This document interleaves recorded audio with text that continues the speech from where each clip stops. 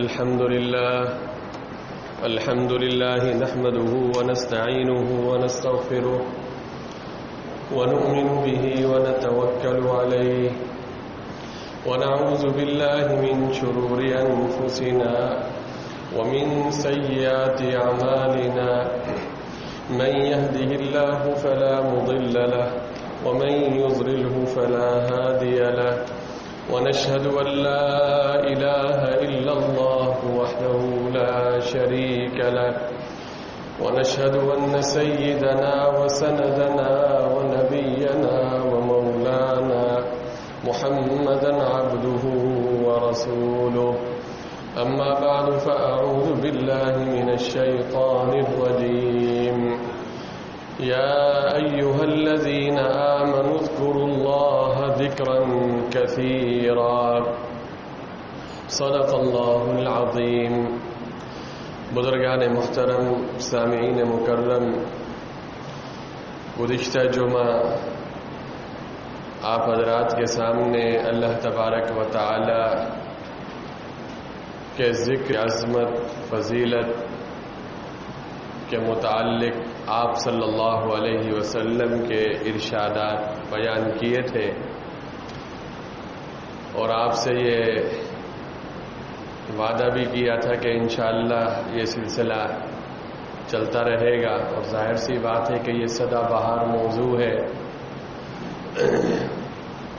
اللہ تبارک و تعالی کا ذکر حقیقت یہ ہے کہ بہت بڑی چیز ہے.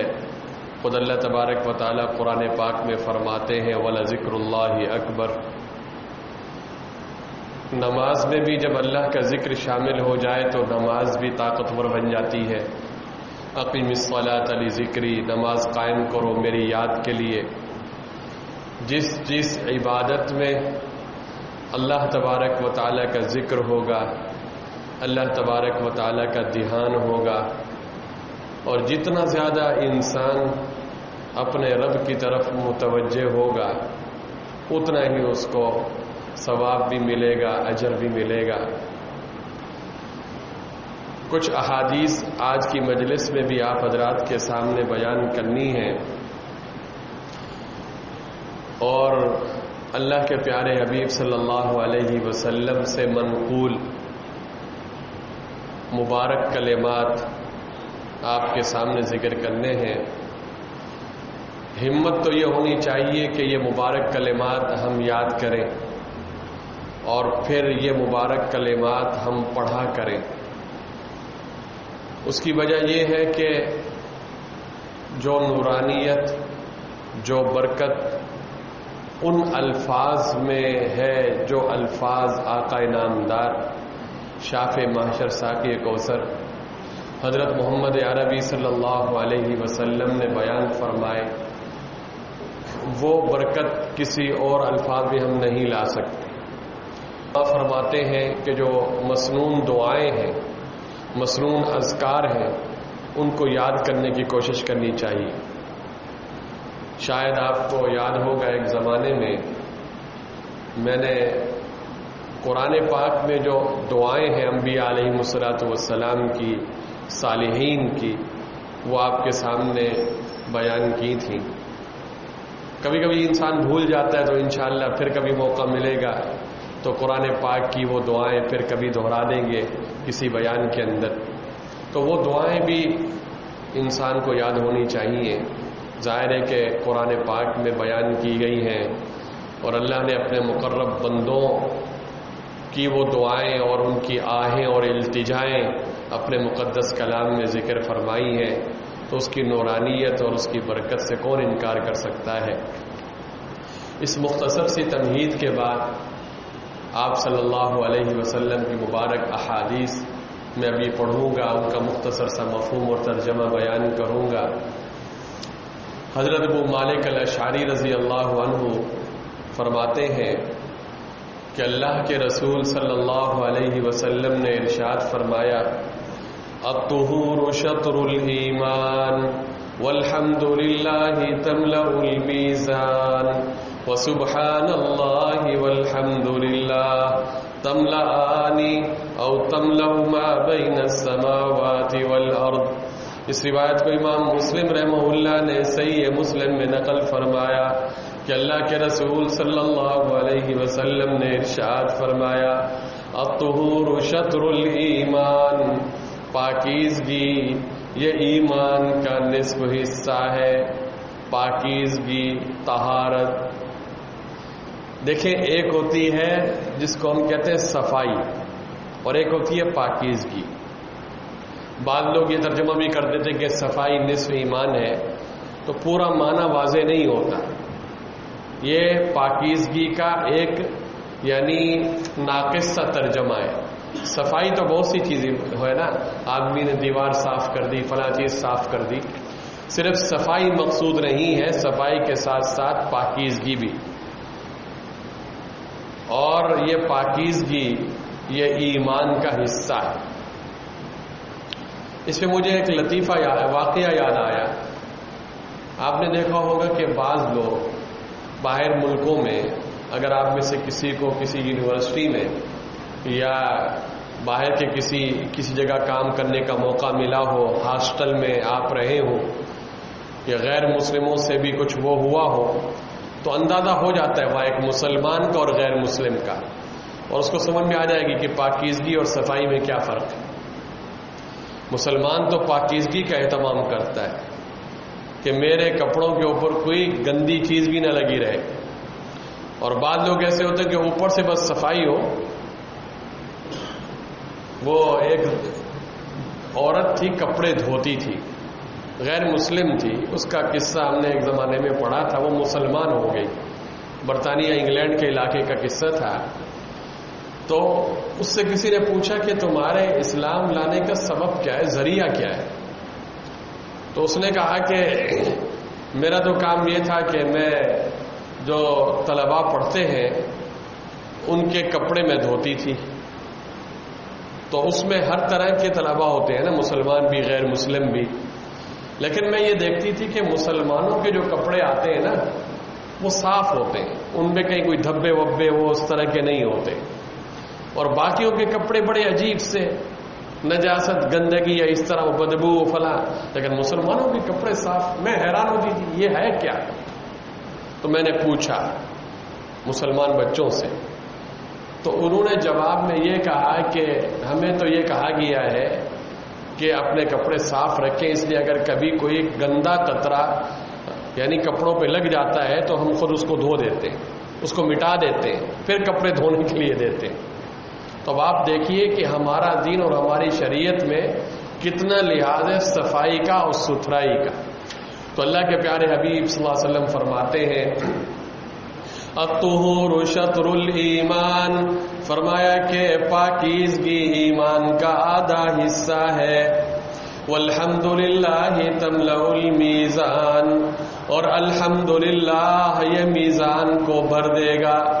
وسبحان اللہ والحمدللہ، سبحان اللہ اور الحمدللہ یہ دونوں آسمان و زمین کے درمیان کی جو فضا اس کو بھر دیتے ہیں. مطلب یہ ہے کہ یہ سبحان اللہ، یہ الحمدللہ، یہ کلمات بڑے وزنی ہیں.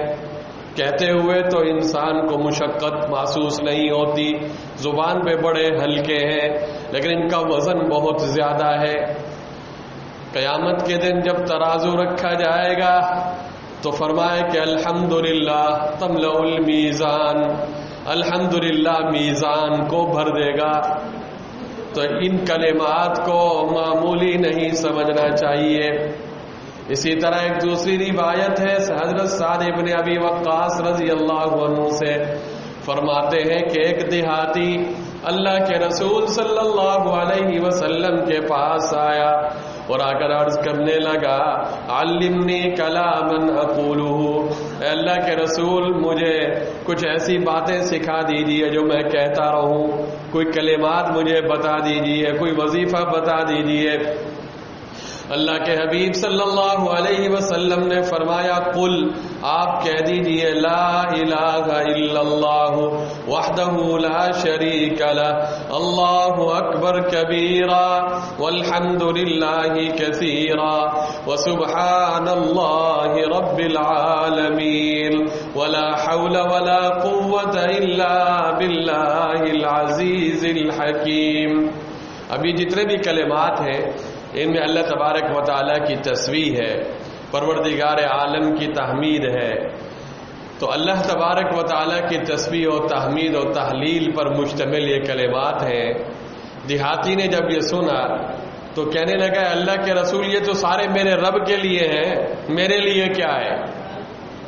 یہ جتنے بھی کلمات آپ نے مجھے بتائے ہیں یہ سارے کے سارے کلمات کیا ہیں، کس کے ہیں؟ یہ تو میرے رب کے ہیں، یعنی میرے رب کی اس میں تعظیم ہے، تقدیس ہے. مجھے کلمات وہ بھی تو بتائے نا جس میں میرا بھی تو فائدہ ہو، اپنے لیے بھی تو کچھ مانگوں. دیہاتی تو سادے ہوتے تھے نا جی. تو پھر اللہ کے حبیب صلی اللہ علیہ وسلم نے اس سے کہا، اس دیہاتی سے، کہ تم یہ کہا کرو اللہم اغفر لی وارحمنی واہدنی وارزقنی. اے اللہ میری بخشش کر دے، اے اللہ مجھ پہ رحم فرما، اے اللہ مجھے ہدایت دے، اے اللہ مجھے رزق دے.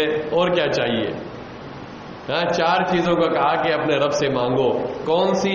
مغفرت، اے اللہ میری بخشش فرما دے، اے اللہ مجھ پہ رحم فرما، اے اللہ مجھے ہدایت عطا فرما، اے اللہ مجھے رزق نصیب فرما.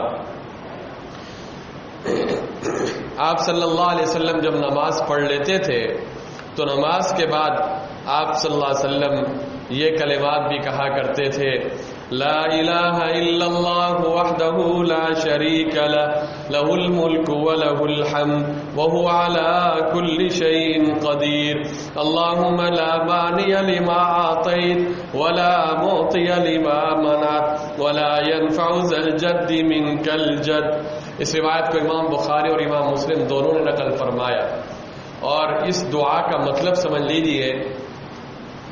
تو اس دعا کا مطلب یہ ہے، شروع کے جو کلمات ہیں وہ تو اللہ کی تحمید ہے، یعنی لا الہ الا اللہ، نہیں ہو کوئی معبود سوائے اللہ تعالیٰ کے، وہ تنہا اکیلا ہے. لا شریک لہ، اس کا کوئی شریک نہیں. لہ الملک ولہ الحمد، اسی کے لیے سلطنت ہے، اسی کے لیے ہی تعریف ہے. وہو علی کل شیء قدیر، اور وہ ہر چیز پر قادر ہے. اللہم لا مانع لما اعطیت، اے اللہ، اے اللہ جس کو آپ دینے والے ہوں تو کوئی روک نہیں سکتا.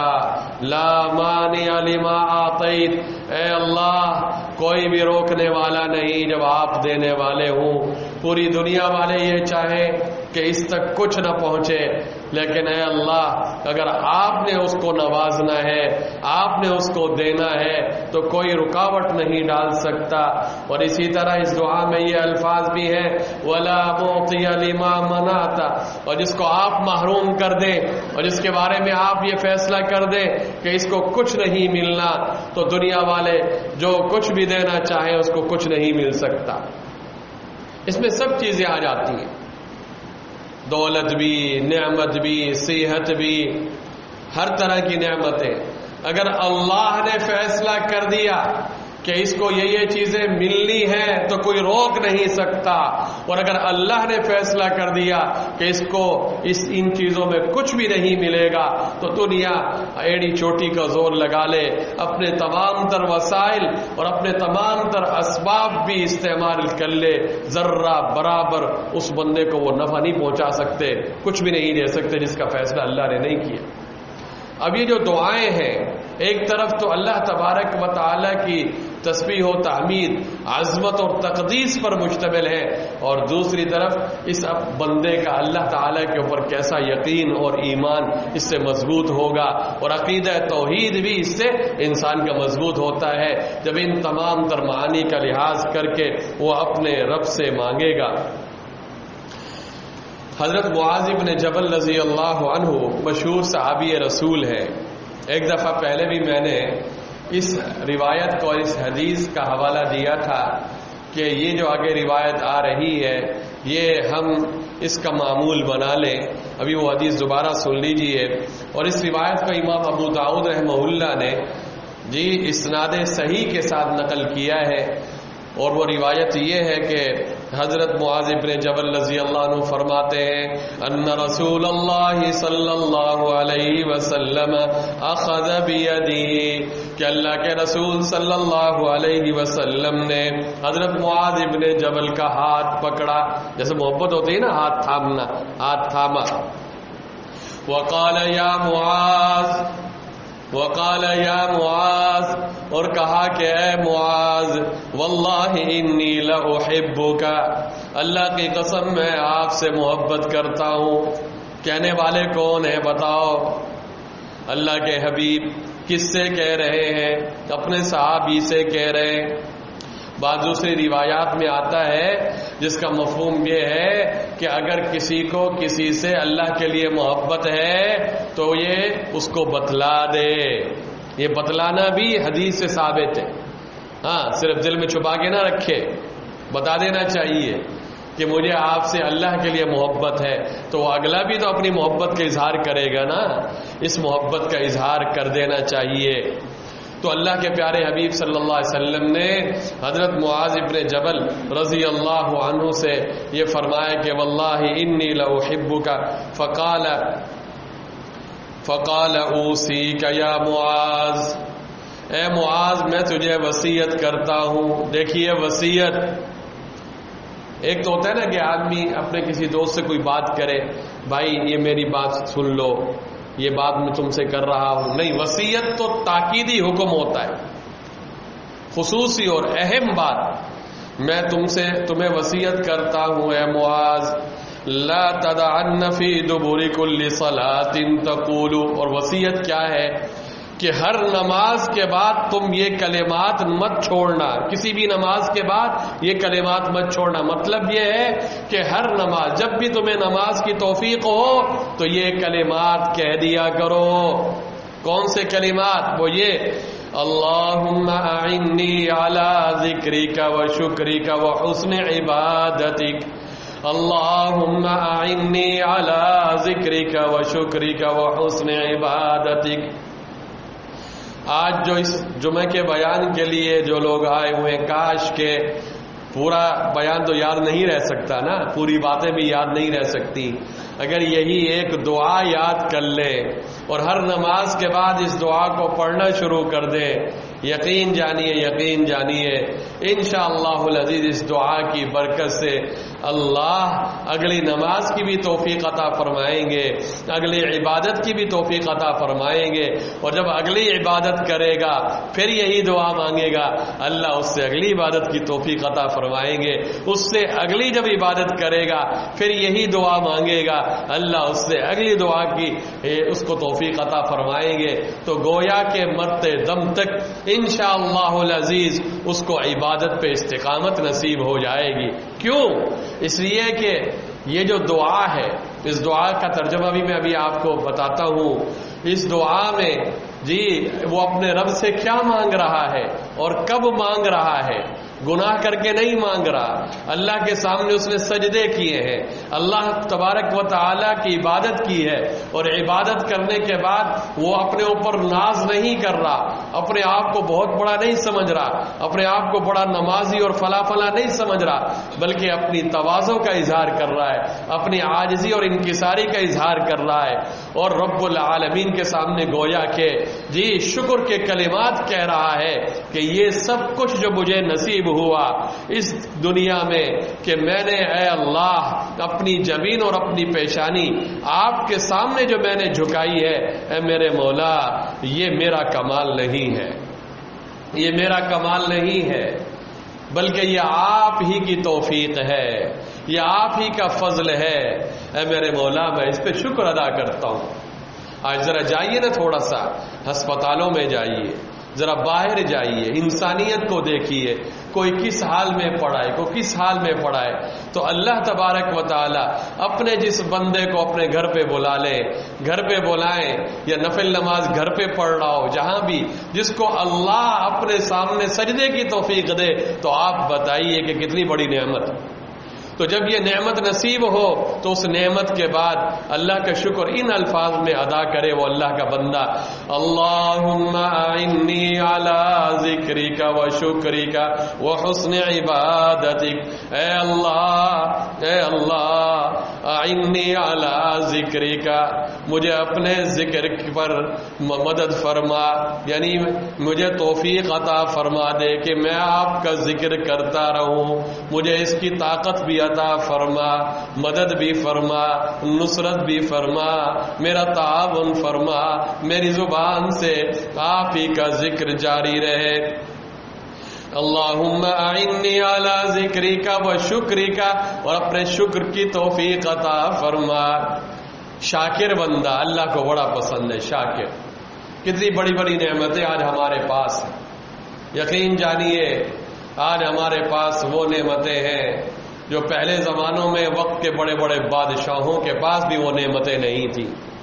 آپ بتا دیجئے یہ جو پنکھے چل رہے ہیں، بتاؤ پہلے زمانے کے بادشاہوں کو یہ نعمت نصیب تھی؟ اس طرح کے یہ دروازے اور کھڑکیاں، یہ چیزیں نصیب تھیں؟ یہ جو لباس ہم اس انداز کا پہن رہے ہیں یہ نصیب تھا؟ جس طرح کی سواریاں آج ہم استعمال کر رہے ہیں یہ چیزیں ان کو نصیب تھیں؟ اللہ کے کون کون سے انعامات کا ہم شکر ادا کریں۔ جی شیخ سعدی کا قصہ اکثر میں آپ حضرات کو سناتا رہتا ہوں۔ شیخ سعدی کے پاؤں میں جوتی نہیں تھی، چپل غائب ہو گئی ہوگی یا گم ہو گئی ہوگی، کسی نے اٹھا، ہو جاتا ہے نا آگے پیچھے، تو چپل نہیں تھی، تو وہ یہ محسوس کر رہے تھے کہ آج میرے پاس چپل نہیں ہے۔ چنانچہ اسی احساس کے ساتھ مسجد میں جاتے ہیں، وہاں جا کر دیکھتے ہیں کہ ایک بندہ ہے کہ اس کے پاؤں ہی نہیں ہے، پاؤں نہیں ہے، تو اللہ کا شکر ادا کیا، اے اللہ میرے پاس تو چپل نہیں، اس کے تو پاؤں نہیں ہے، اللہ تیری یہ بہت بڑی نعمت ہے، میں شکر ادا کرتا ہوں، پاؤں تو سالم۔ کتنی نعمتیں اللہ کی ہمارے اوپر۔ اور اسی طرح تیسری اس دعا کے اندر تیسری چیز کیا ہے؟ وہ حسن عبادتک، اے اللہ مجھے اپنی عبادت کا حسن بھی عطا فرما، صرف عبادت نہیں، عبادت کا حسن بھی، یعنی اہتمام والی، ٹھاٹھ والی، اے اللہ مجھے ٹھاٹھ والی نماز نصیب فرما۔ جی اور ٹھاٹھ والی کیا ہے؟ دھیان اور خشوع خضوع والی نماز۔ یاد رکھیے نماز کا ایک ظاہری ڈھانچہ ہے، ظاہری ڈھانچہ جس میں تکبیر تحریمہ ہے، جی قیام ہے، قرآن پاک کی تلاوت ہے، رکوع ہے، سجدہ ہے، قاعدہ اخیرہ ہے، یہ سب کیا ہیں؟ یہ ظاہری ڈھانچہ ہے نماز کا۔ اور یہ ظاہری ڈھانچہ گویا کہ نماز کا جسم، اور ایک ہے نماز کی روح۔ روح الگ چیز ہے، جسم الگ چیز ہے۔ روح کیا ہے؟ روح ہے نماز میں خشوع اور خضوع، نماز میں دھیان کا ہونا۔ قد افلح المؤمنون الذین هم فی صلاتهم خاشعون، نماز میں خشوع اور خضوع، نماز میں دھیان۔ آج ہماری اکثر لوگوں کی جو نماز ہے بس وہ ظاہری ڈھانچہ تو ہم نماز کا اور ظاہری جسم وہ تو کیا کہتے ہیں وہ تو ہوتا ہے، روح کی طرف توجہ نہیں ہوتی۔ اور ظاہر سی بات ہے کہ انسان اگر جسمانی اعضاء تو اس کے ٹھیک ہوں لیکن اگر اس میں روح نہ ہو تو آپ اس کو زندہ کہیں گے یا مردہ کہیں گے؟ وہ مردہ ہے۔ اگر روح نہیں ہے، جسم کتنا اچھا کیوں نہ ہو، جسم کتنا اچھا کیوں نہ ہو، لیکن روح پرواز کر گئی، روح نہیں ہے تو انسان جی اس کو ہم کہتے ہیں کہ مر گیا۔ تو ہم اپنی نمازوں کی طرف توجہ کریں کہ ہماری نماز میں جی روح ہوتی ہے یا نہیں ہوتی۔ روح ہوگی تو نماز مضبوط ہوگی، روح ہوگی تو اللہ تبارک و تعالیٰ کے ہاں نماز مقبول ہوگی۔ بعض روایات میں آتا ہے، ان روایات کا مطلب یہ ہے، مفہوم یہ ہے کہ اللہ تبارک و تعالی اس وقت تک بندے کی طرف متوجہ ہوتے ہیں جب تک بندہ نماز میں اللہ تبارک و تعالی کی طرف متوجہ رہتا ہے۔ جب وہ توجہ ہٹا لیتا ہے بندہ تو اللہ بھی اس کی طرف سے توجہ ہٹا لیتے ہیں۔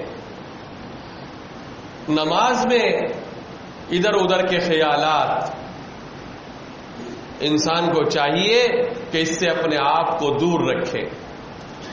آج ایک معمولی سا افسر جب اس کے آفس میں بھی تھوڑا سا کام پڑتا ہے تو آدمی اس سے کس انداز سے بات کرتا ہے؟ کہیں ایسا نہ ہو کہ وہ ریجیکٹ کر دے، ہمارا کام نہ کرے۔ بڑے ادب سے، بڑے احترام سے اس سے بات کرتے ہیں، اس کے سیکرٹری تک تعلقات بناتے ہیں، پتہ نہیں کیا کچھ کرتے ہیں، اور پھر جب موقع مل جاتا ہے ملاقات کا تو پھر ملاقات کے وقت کتنا زیادہ دھیان اور توجہ اس کی بات سننے کی طرف ہوتی ہے۔ تو یہ تو ایک معمولی افسر، اس کی مثال ہم نے دی۔ رب العالمین تو رب العالمین ہے۔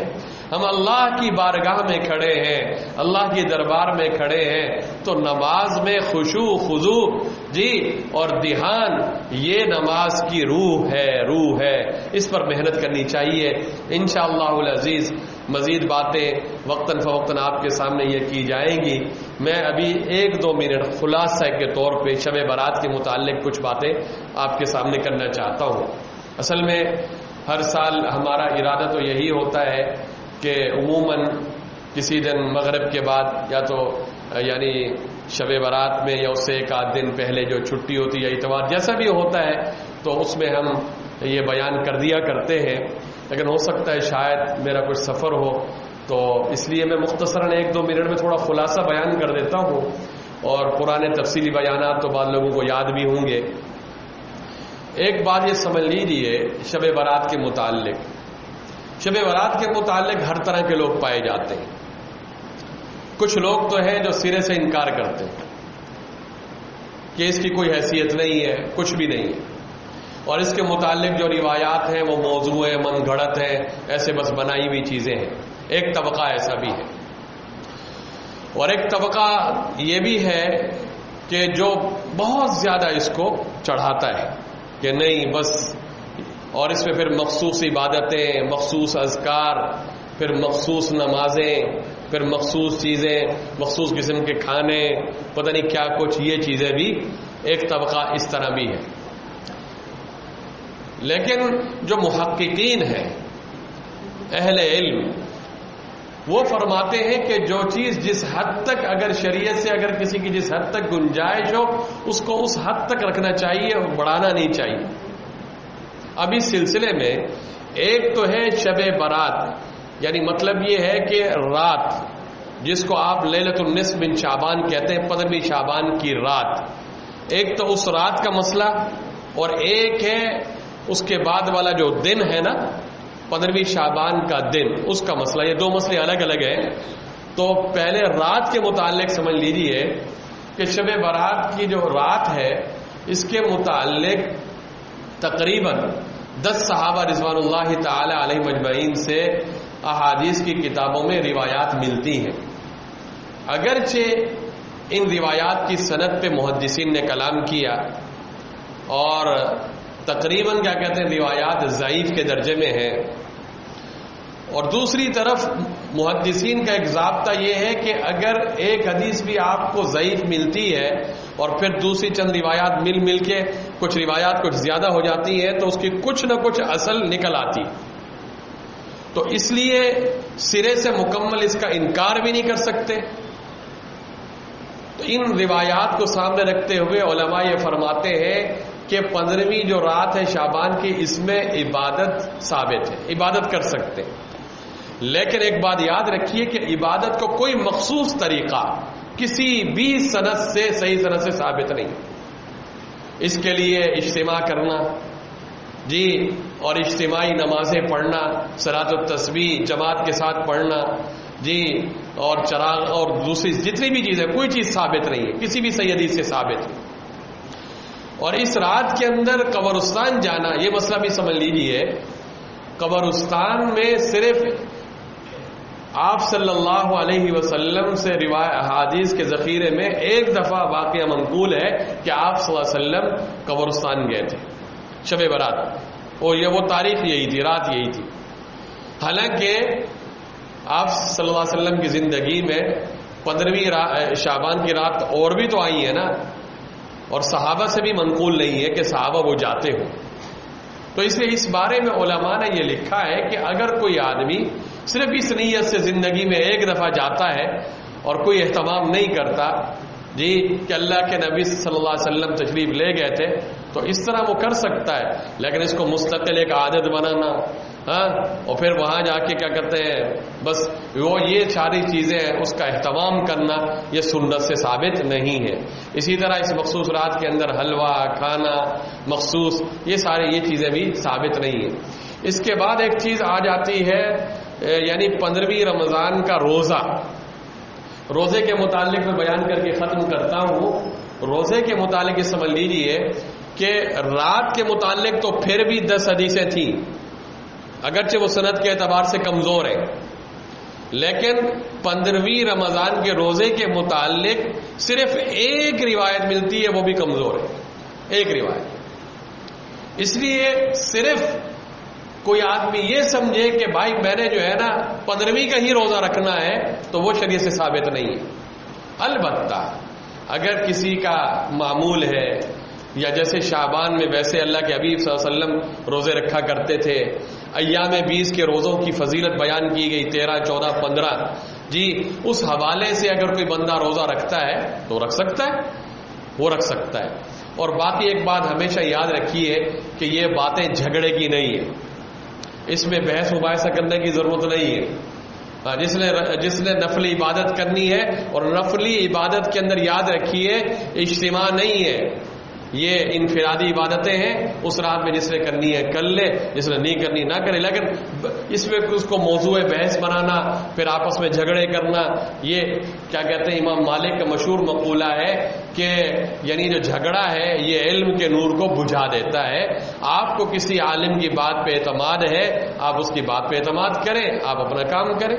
یہ ویسے میں نے بھی کیا کہتے ہیں مجبوراً یہ 2-3 باتیں اس نشست میں کر دی، ورنہ میرا عموماً ارادہ ایسی باتوں کا وہ شام کی نشستوں میں ہوتا ہے، اور میں نے آپ کے سامنے بتا دیا کہ بعد میں اگر مجھے موقع نہ ملا تو اس لیے وہ تھوڑا سا خلاصہ آپ کے سامنے ذکر کر دیا۔